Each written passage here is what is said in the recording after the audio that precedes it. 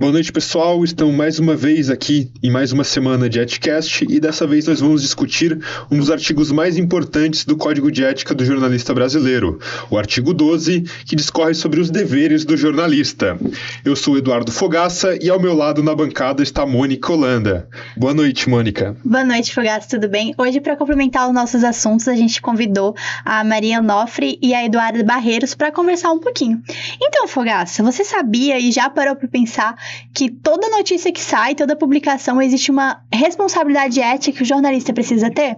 Sim, Mônica, é algo talvez o primordial do trabalho do jornalista e algo tão difícil recentemente, já que o Brasil andou para trás na contramão do mundo, onde foi aprovada uma jurisprudência que permite com que jornalista, quer dizer, formadores de opinião, divulgadores de notícias, se chamem de jornalistas sem ter um diploma, o que acaba prejudicando toda a profissão e também profissionais que são sérios e qualificados. Sim, e o artigo 12, ele tange isso, ele tange os deveres do jornalista como profissional em cumprir requisitos éticos, e é sobre isso que a gente vai comentar aqui hoje. Vai iniciar esse comentário, vai ser a Maria Onofre, a gente vai conversar um pouquinho sobre isso. Uma das coisas mais importantes é ouvir todos os lados e sempre buscar todas as provas. Antes de publicar qualquer coisa, você precisa averiguar se você está ouvindo todos os lados, se está ouvindo todo mundo que está envolvido. Um caso muito recente é das influenciadoras que estavam envolvidas em publicidades enganosas. Nós vimos veículos sérios tendo entrevistas com as influenciadoras antes de publicar qualquer notícia, antes de divulgar qualquer coisa. Então é muito importante a gente ter o conhecimento de todos os lados todos os fatos, né? Isso. Um caso parecido que aconteceu comigo e que reflete bem essa questão, enquanto eu era repórter de uma rádio local, houve um caso no final de 2023, onde foi flagrado por uma câmera de segurança um policial agredindo um civil. Certo. A gente pode apontar assim. Aquilo viralizou naquela manhã, todos os jornais da cidade publicaram aquele vídeo, falaram, o advogado do civil até deu algumas entrevistas, falou nas rádios, falou nos portais, e daí, por ter uma certa cautela a abordar esse tipo de assunto tão delicado, eu liguei para o comandante do batalhão de polícia militar. Perfeito. E disse, olha, falei com o advogado da vítima tal, do caso tal, ele já deu a sua versão dos fatos e agora a gente precisa ouvir a polícia militar como instituição. A gente precisa saber a posição de vocês. Ele foi lá, deu a posição dele, ele até não falou muito que além de comandante ele era corregedor, ou seja, ele que ia julgar o caso, então ele não poderia falar disso. E uma das coisas que ele falou, e a gente destacou bastante ao vivo, foi ele ter agradecido porque a gente era o primeiro veículo de comunicação que tinha ligado para a Polícia Militar para entender o que estava vendo no caso e como a Polícia Militar estava agindo. Porque até aquele momento, não era só o policial com a má conduta, que aliás, agredir um civil não tem explicação. Não era só o policial, era toda a polícia militar sendo atacada naquele momento. Sim. Então, eu acredito que todo jornalista, todo repórter que está em formação ou que já está formado, está atuando na área, precisa ter isso como a bússola moral, assim como jornalista, você precisa ouvir todo mundo e nesse momento o jornalista tem que como que a gente pode dizer? Buscar entender todos os lados, né? Tem que se abdicar de qualquer opinião. Tem que ser parcial. De tudo. Para que a notícia passe e tu transmita com o maior nível de verdade possível e o maior nível de transparência possível. Sim. Quantos casos a gente já não viu que terminaram em vítimas porque uma história foi contada apenas de um lado, enquanto o outro não foi escutado? Então é muito importante, quando for noticiar, escutar os dois lados antes de publicar qualquer coisa. Foi sobre isso que a gente conversou no nosso outro podcast, né? A gente conversou sobre a veracidade dos fatos, então é de responsabilidade do jornalista sempre buscar ouvir todos os lados, trazer uma veracidade e sempre buscar entender que se existe uma situação entre duas pessoas, existem dois lados. Sim. E existe um terceiro lado de quem está assistindo e existe o quarto lado de quem dá palpite. Exato. A gente chama de quatro paredes porque é justamente isso, tem algo dentro do, vamos dizer assim, dentro do quarto, ou dentro de um cubo, a gente pode chamar assim, dentro desse quadrado, e entender que cada parede tem um significado, é importante a gente investigar e averiguar para dar uma notícia. Né, Maria? E seguindo nessa linha de respeito, a gente tem que ter respeito também em relação a patrocínios. Tem que ser muito transparente quando você vai fazer uma notícia e é patrocinado por alguém. A gente tem o caso da Cazé TV, né? Que durante a cobertura da Copa, eles foram patrocinados e eles foram muito transparentes. Isso ajuda o público a ver o lado positivo, ao lado, vamos dizer assim, dos negócios do jornal, né? Para o jornal viver, hoje em dia, para se estabelecer, ele precisa de investimentos. Enquanto o jornal tem um investimento ali, por exemplo, no caso aí, a Cazé TV recebeu um investimento, eles foram muito claros, nós somos patrocinados, times de futebol para se manter precisam de patrocínios, né? Então, qualquer órgão, assim, qualquer movimento hoje em dia precisa de investimentos para se manter. Mas é muito importante de que o canal, né, fala assim, o canal ali tem essa transparência para falar, olha, nós damos notícias, nós somos patrocinados por tais marcas, por tais pessoas, e é assim que o jornal acontece. Sim, e é importante porque a partir do momento que você é patrocinado, você deixa de ser totalmente imparcial. Certo. Você vai ser influenciado pela pessoa que é patrocinada. Então, é necessário ser muito claro, porque assim o público ele vai poder formar sua opinião sobre o que está sendo falado, né? Isso. Acredito que isso vai muito de contratos, né? Tem contratos que eles pedem essa imparcialidade, não se metam do que a gente vai falar, mas a gente vai fazer esse patrocínio, vai acontecer dessa forma. E existem outros contratos que vão falar sobre, vai falar só, vamos dizer assim, de um lado só, vai apoiar só uma causa, e a gente não vai falar sobre outras, até porque não é algo que corresponde à nossa empresa. Então, ali tem todo um processo de o que a empresa defende, o que a empresa é, da onde ela é, qual é o público que a empresa pega. Então, é muito sobre isso, né? Tem outros casos pra gente conversar? Sobre manipulação. Certo, é um assunto muito importante. É muito importante, principalmente quando tem patrocínio, pode acontecer de haver manipulação. E, recentemente, um dos casos mais populares que tem acontecido no momento é a guerra entre a Palestina e Israel. Os canais de notícias dos Estados Unidos, eles vão sempre noticiar a favor de Israel, porque os Estados Unidos... É o que está do lado dele, né? Ele financia a guerra. Então, é um patrocinador. É um patrocinador, exato. Então, eles não são imparciais. E eles manipulam as coisas. Eles omitem isso. As notícias. Então, é uma manipulação que existe, que não é deixada clara, não é? Eles não falam assim, nós somos... Isso aconteceu do nosso lado, a gente fez isso. Eles não falam, eles só mostram que a outro lado reagiu sem mostrar o que causou a reação. Exato. Sim, exatamente. E um tema muito importante para quem é comunicador atualmente é algo que foi dito na campanha eleitoral de 2016 por parte da assessoria do então candidato à presidência Donald Trump, que naquele momento foi onde até a palavra do ano, né?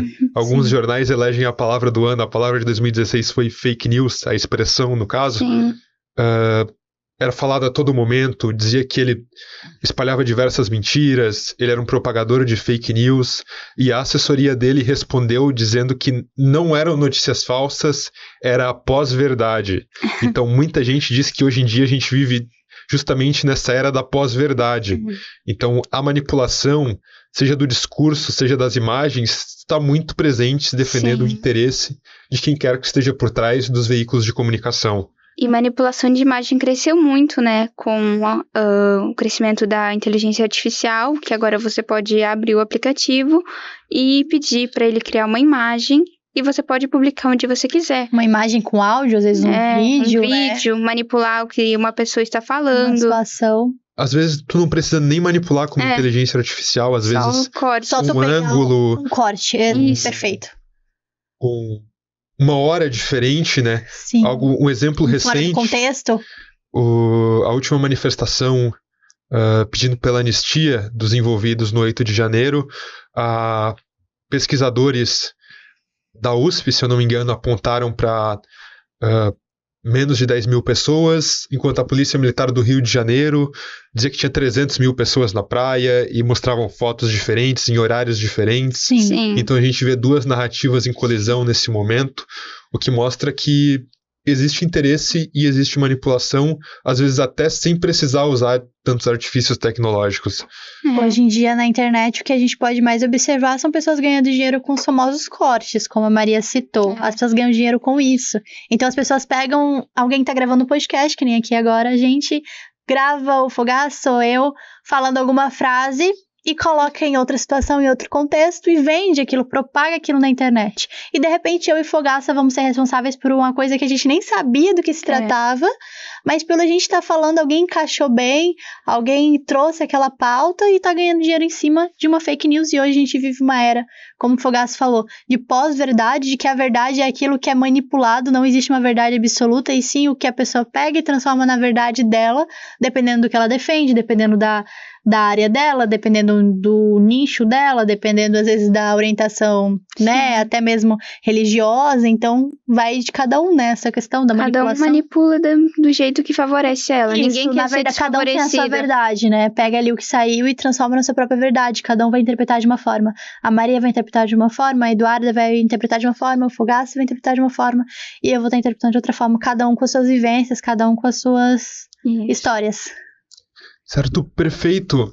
A Eduarda está aqui conosco e ela vai trazer os demais 3 pontos desse artigo 12, importantíssimo para que o jornalista possa conduzir a sua profissão da melhor forma possível. Boa noite, Duda. Boa noite. A primeira questão que é importante a gente discutir é a questão dos erros. Todo jornalista que erra, ele precisa corrigir. Um caso do Estadão, que publicou uma errata após divulgar dados imprecisos sobre o impacto da dengue no Brasil em 2025. Foi uma atitude ética e correta. Então, se há algum erro de dados, erro ortográfico, erro de fontes, é sempre importante que o jornalista procure corrigir e se manter eticamente relacionado com a verdade. Exatamente. É um tema muito importante porque não tem como exigir que o jornalista não erre em momento nenhum. Sim. O jornalista não é perfeito, né? Ele é alguém como nós que tá recebendo uma notícia. Isso. Uhum. E às vezes existe um erro, às vezes por desconhecimento. Por isso que os jornalistas têm que tentar sempre estar mais bem informado possível. Retomamos a primeira coisa que a gente falou sobre buscar sempre informações, né? Às vezes, sei lá, principalmente ao vivo, esqueceu, usou termos diferentes. Deu aquele trava, né? Deu a entender que seria algo diferente do que realmente aconteceu. Procurar sempre corrigir. Todo mundo está sujeito a isso, então é sempre importante ter a humildade de reconhecer que você pode errar, mas que você também pode consertar o que você errou.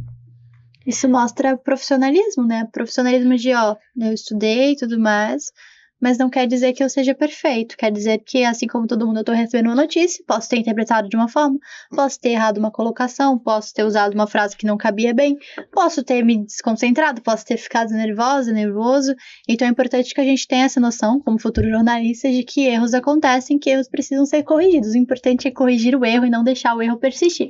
Porque imagina se Fogaça, se tivesse acontecido essa notícia da dengue, tivesse percorrido sem que exigisse uma correção. Como é que seria? Sim, exatamente. Há o prejuízo político.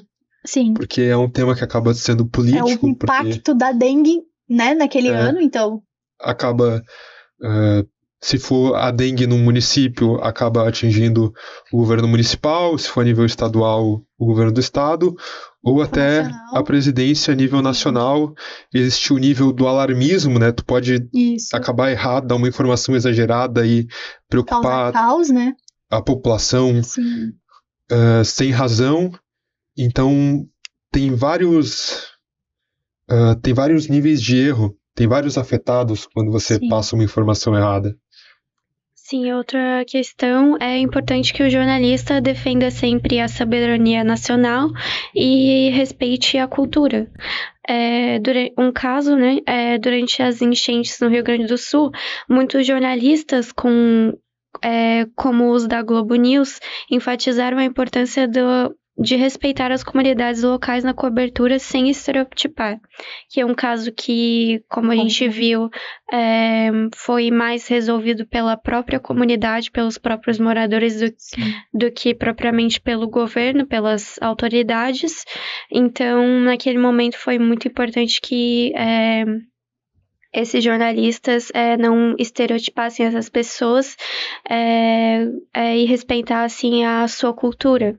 E o Rio Grande do Sul é um local com bastante cultura, né? Então, ser bastante ético nesse sentido, não preconceituoso e, enfim. É um estado muito rico em tradições, Fogaça. Então a gente entende que o jornalista de fora vai chegar falando, eles tem certas tradições, vai chegar contando a história, em vez de focar realmente no problema ali. E a gente pode observar, o Rio Grande do Sul foi um grande exemplo de comunidade, de estado, né, ali de organização, de ter não solucionado assim, não é essa palavra, mas ter apaziguado a situação ali, sozinhos praticamente, né? Depois que chegou o governo nacional dizendo que estava fazendo alguma coisa, quando eles já teriam solucionado. E foi muito importante o jornalista ter buscado pessoas influentes naquelas regiões que estavam realmente ajudando, né? A gente pôde ver movimentos de empresários da região, empresários de fora, que ajudaram muito o Rio Grande do Sul. Então foi muito importante os jornalistas, na hora de chegar, lembrar de que eles são como todo mundo. Inclusive até muitos jogadores de futebol. Sim.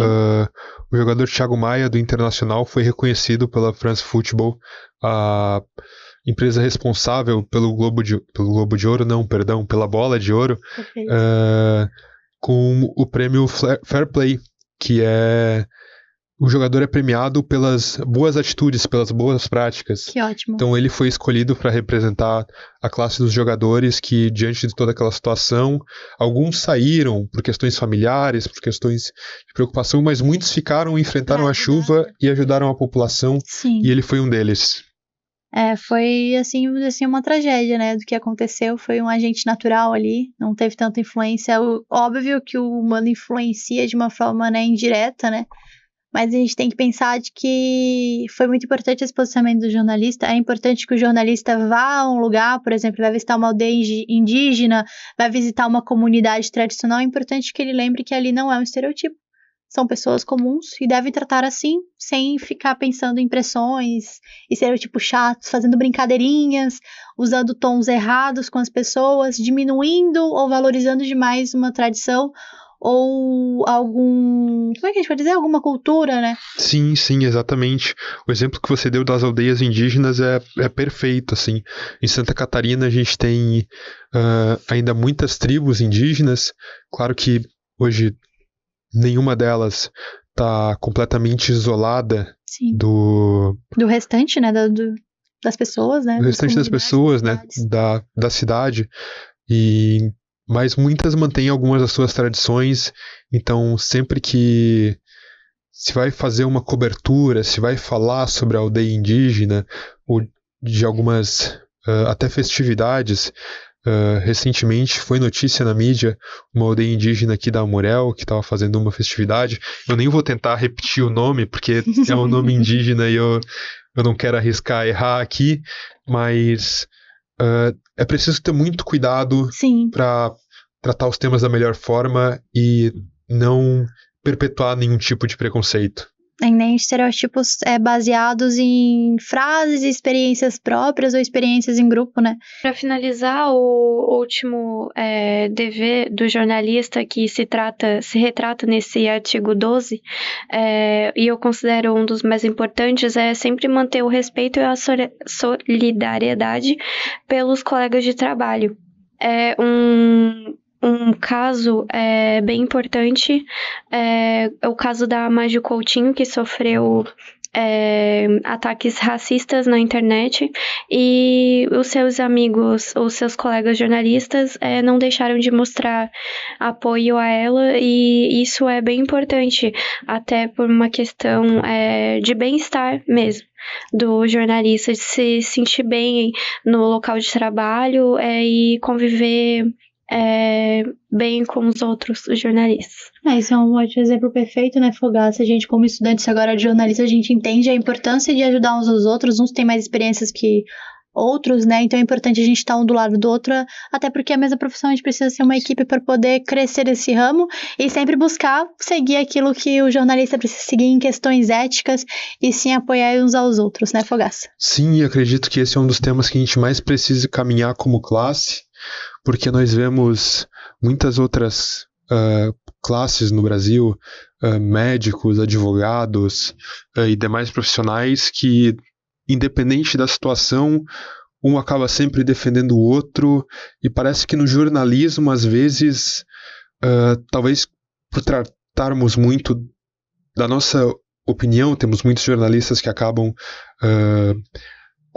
produzindo artigos de opinião ou declarando sua opinião sobre determinados temas, que acaba que jornalistas que têm uma visão contrária veem ele como um adversário e não mais como um colega de profissão, às vezes por questões de ego. Então a classe parece não ser tão unida quanto deveria ser. Isso a gente vê a nível nacional, isso a gente vê numa cidade pequena como Tubarão, numa região como a Amurel, e é algo que, independente do nível, não tem muito como fugir. O que se agrava com o crescimento da internet, né? Com a divulgação dessas opiniões cada vez mais nichadas. Então, estamos encerrando agora o nosso Edcast. Queria agradecer a Maria Eduarda, né, pela participação.